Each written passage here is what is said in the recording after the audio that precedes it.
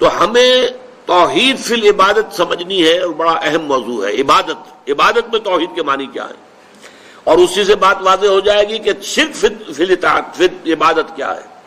لیکن ابھی 3 پہلو اور عبادت کے نوٹ کر لیجئے تاکہ آپ کے پاس ہو کہ 5 اعتبارات سے ہمیں توحید فی العبادت یا شرک فی العبادت کو سمجھنا ہے۔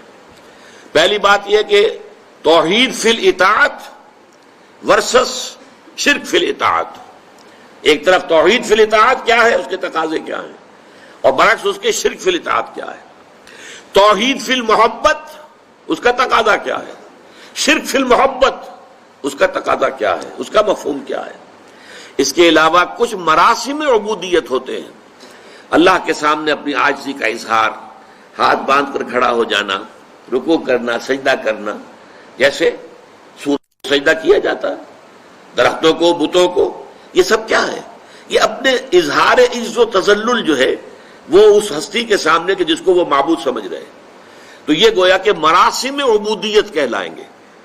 اور نمبر 4 دعا کے بارے میں کہا گیا ہے الدعاء مخ العبادہ، الدعاء هو العبادہ۔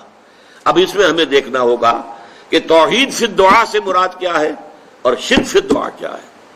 اور آخری چیز، عبادت کے اللہ کی جناب میں قبول ہونے کی شرط لازم ہے اخلاص، اور اخلاص کی ضد ہے ریا اور سمعہ۔